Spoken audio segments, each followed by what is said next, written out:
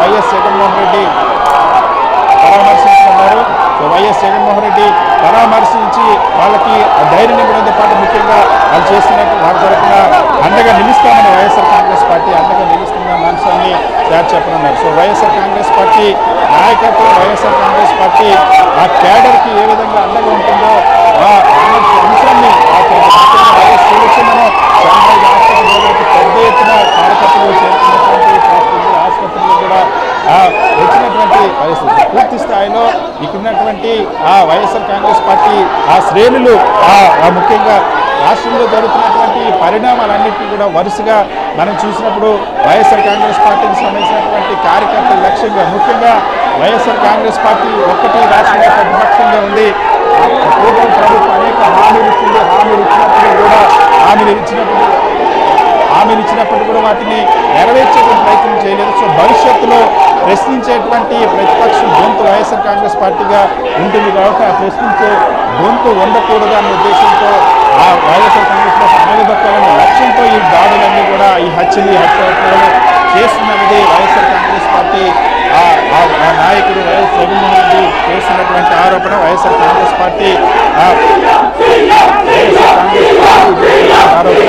ఖచ్చితంగా వైఎస్ జగన్మోహన్ రెడ్డితో పాటుగా చూడొచ్చు మనం వైఎస్ జగన్మోహన్ రెడ్డికి సంబంధించిన కార్యకర్తలందరూ కూడా పెద్ద ఎత్తున చేరుకున్నారు. ఇక్కడ వైఎస్ జగన్మోహన్ రెడ్డిని కలిసేందుకు వైఎస్ జగన్మోహన్ రెడ్డి కార్యక్రమం చేసి గుంజపల్లి శ్రీనివాసరావు వైఎస్ఆర్ కాంగ్రెస్ పార్టీ నాయకుడు గుంజపల్లి శ్రీనివాసరావుని అదేవిధంగా గోపి రామకృష్ణ ముగ్గురు కూడా సన్రైజ్ ఆసుపత్రిలో చికిత్స పొందుతున్నారు. ఈ ముగ్గురిని పరామర్శించేందుకు వైఎస్ జగన్మోహన్ రెడ్డి వచ్చారు. గుంజపల్లి శ్రీనివాస్ని అత్యంత నవాబపేటకు సంబంధించినటువంటి గుంజపల్లి శ్రీనివాస్ని అత్యంత దారుణంగా హత్య చేసేటువంటి ప్రయత్నం చేశారు. ఏదైతే అదే గ్రామానికి చెందినటువంటి అదే గ్రామానికి సంబంధించిన బుల్లిబాబు అదే వెంకటేశ్వరరావు చేసినటువంటి హత్య ప్రయత్నం దానికి సంబంధించిన ఎంత దారుణంగా హత్య చేయాలని కుట్ర చేశారో ఒక వాహనంలో ప్రత్యేకంగా కర్రలు తీసుకెళ్లి ఆ కర్రలతో చావబాదినటువంటి పరిస్థితి, చనిపోయాడు అనుకుని అక్కడ వదిలేస్తే స్థానికులు ఆసుపత్రికి తరలించడంతో ప్రాణాపాయం తప్పి ఇప్పుడు చికిత్స పొందుతున్నటువంటి పరిస్థితి. అడ్డుకునేటువంటి ప్రయత్నం చేసినటువంటి గోపి రామకృష్ణ పైన కూడా పార్టీకి సంబంధించిన నాయకులు దాడులు చేసిన పరిస్థితి. జగన్మోహన్ రెడ్డి ఇప్పుడు ఖచ్చితంగా శ్రీనివాస్తో మాట్లాడడం కాకుండా వైఎస్ఆర్ కాంగ్రెస్ పార్టీ శ్రేణులకు ఎక్కడ ఇటువంటివి చేశారు. చూడొచ్చు మనం భద్రతా అంశంలో కూడా ఇప్పటికే వైఎస్ఆర్ కాంగ్రెస్ పార్టీ ఆందోళన చెందుతుంది. వైఎస్ జగన్మోహన్ రెడ్డి మాజీ ముఖ్యమంత్రిగా పనిచేసిన వ్యక్తి వచ్చినప్పుడు ఎటువంటి భద్రత లేకుండా కేవలం వైఎస్ఆర్ కాంగ్రెస్ పార్టీ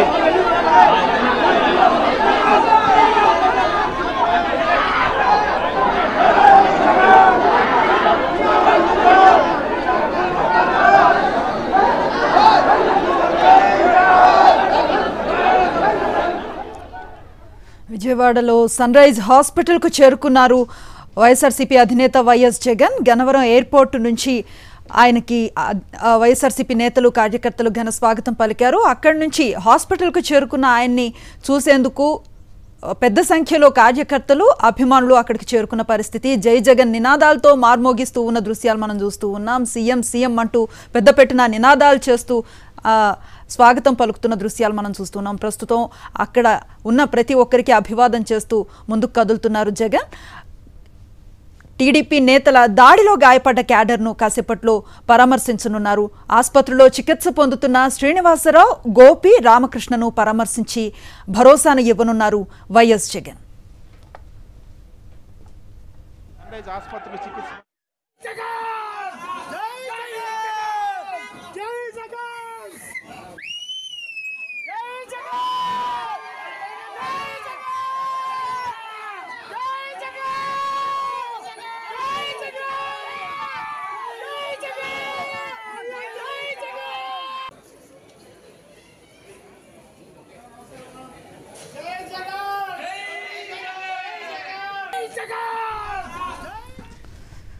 విజయవాడ సన్రైజ్ ఆసుపత్రి దగ్గర నుంచి దృశ్యాలు మనం లైవ్లో చూస్తూ ఉన్నాం. వైఎస్ జగన్ అక్కడికి చేరుకున్న పరిస్థితి.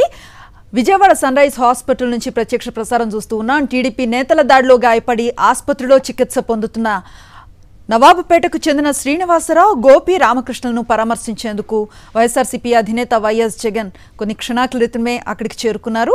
తమ అభిమాన నేతను చూసేందుకు పెద్ద ఎత్తున పార్టీ శ్రేణులు, అభిమానులు అక్కడికి చేరుకున్న దృశ్యాలు మనకు కనిపిస్తూ ఉన్నాయి. పెద్ద పెట్టున జై జగన్ నినాదాలు